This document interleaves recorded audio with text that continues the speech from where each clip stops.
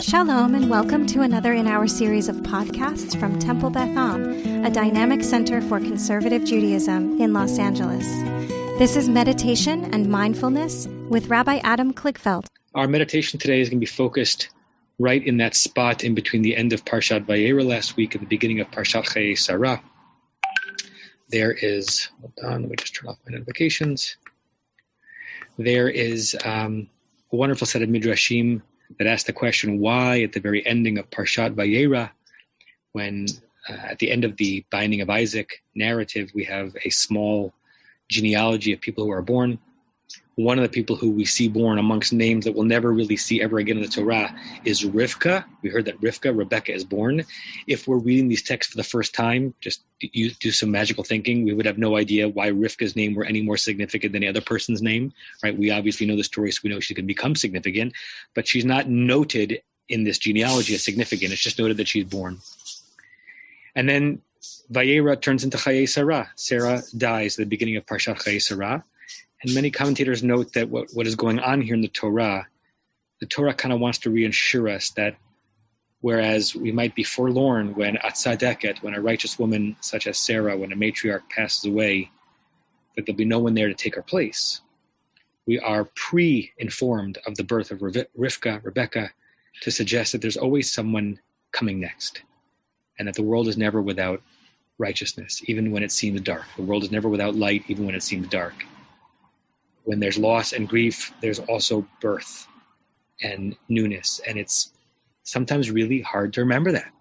When someone that we know or love dies, when an idea dies, when a system breaks down, there's something else happening, even if it's beyond our ken, where something or someone is being born. And sometimes, to very, very quickly paraphrase a rabbinic text at the end of Masechet Sota, the thing that is being born is within us, and it's for us to say that I am the one who can fill up the void that is created by the loss of or the death of. This is on my mind as I think about the loss and the death of Chief Rabbi Lord Jonathan Sacks, who can never be replaced. I mean, no one can ever be replaced, but some people in an Orwellian way cannot be replaced even more than others, and it would be ridiculous to assume that any one of us could imagine filling his shoes. And yet, the fact that he has died does not mean that Torah has died, or that love has died, or that wisdom has died. And there's someone out there, and maybe a piece of that someone is within us, who will step forward and who will be born into this moment to give a different offering to the world than he gave throughout his extraordinary career, but something that can contribute positivity to our society. So that's the wordy part of this, and now we go into a meditation part, and I encourage you, if you haven't yet already, to get into a comfortable chair or a couch. I'm about to close my eyes, and I invite you to do so as well.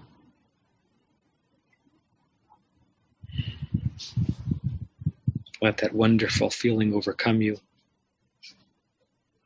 spreading out from your heart, radiating out and over and coating your body and your sense of reality with comfort and with ease, with a wonderful heaviness that lives simultaneously with a wonderful airiness. And wherever you are, whether you're indoors in a mostly quiet house or like I am outdoors, exposed to the world, you will hear sounds. We always do. Unless we're in an airtight room, there's always something to listen to. We're so used to it that if we were ever in a place where there really is nothing to listen to, that can be an overwhelmingly loud silence. But whatever you hear, you can nod to it gently with your mind and then lovingly push it away. The whoosh of a car driving by if you're outdoors, the chirp of a bird, someone in your house opening or closing a door, a voice, the hum of a refrigerator. We don't have to eradicate them for us to get into a meditative place. we can just shunt them to the periphery. They are not primary to this moment, they are ancillary. What's primary to this moment is ourselves. We are fully contained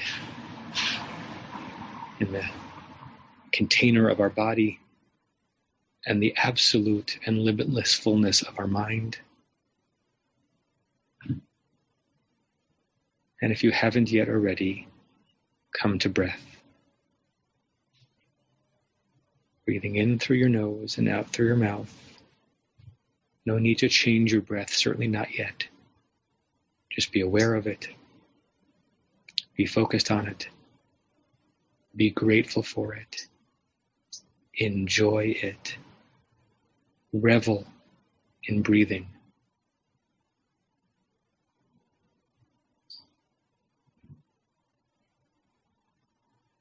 And if you ever stray from where you think you ought to be in this meditation, even though there's very little ought in a meditation, come back to your breathing and breathe into a soulful depth. Breathe into a serenity.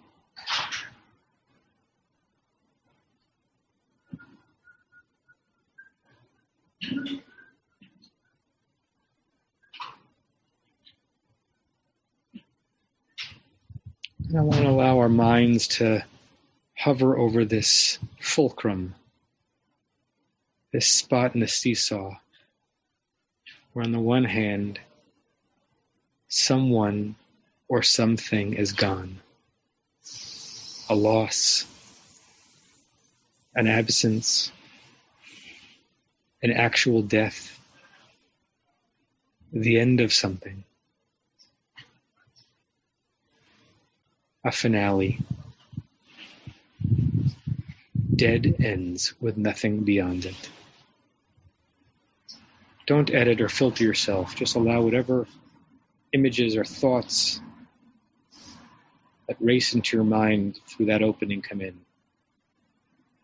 It can be people, events or eras, systems or institutions, things that come to an end, lives that come to an end, experiences that are over, ideas that have died.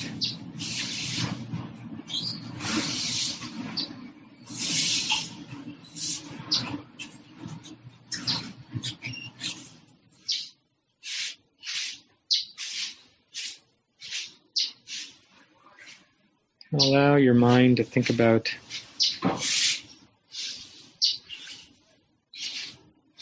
any of the emotions that you have attached to those ends. Is there sadness?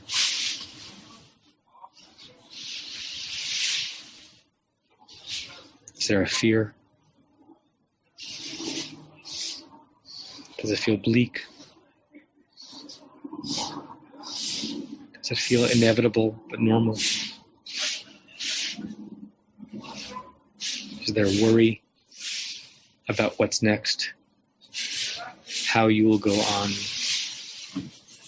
Or what will replace what is gone?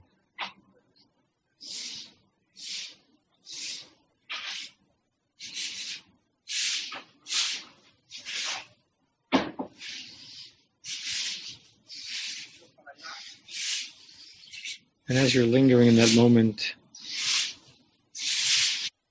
allow your mind to focus on the other side, which might be obscured or hidden and unprovable, but simultaneous to these endings and dyings and finitude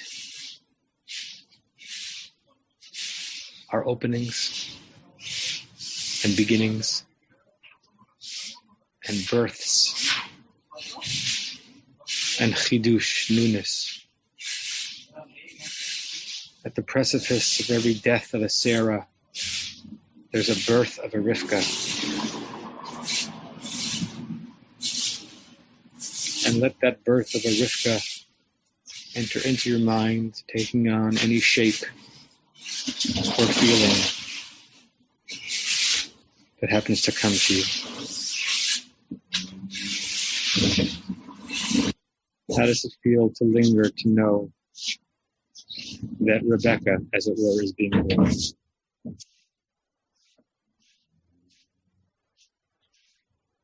But the death of Sarah is not the death of everything. And perhaps, what role do you play?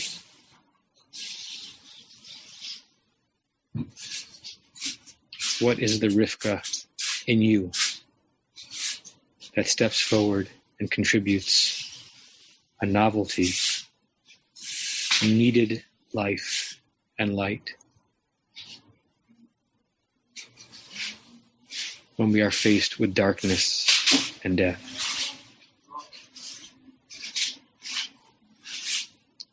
And let's breathe into those feelings and thoughts for a few extended minutes of quiet.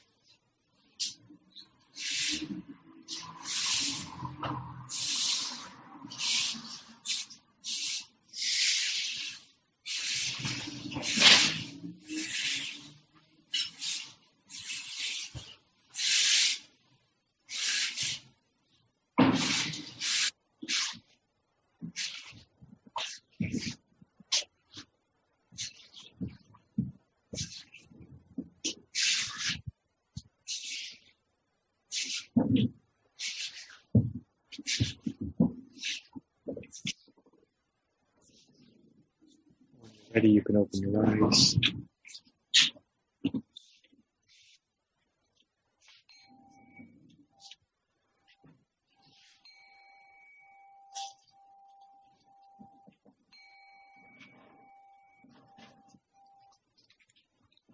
We close with this closing blessing. I'll put up onto the screen. Say it 3 times. May we and all beings have happiness and the causes of happiness. May we all be free of suffering and the causes of suffering. May we all experience true happiness that has no taint of suffering. May we live in great equanimity, free from burdening attachment to loved ones and contempt for others, but with compassion for all.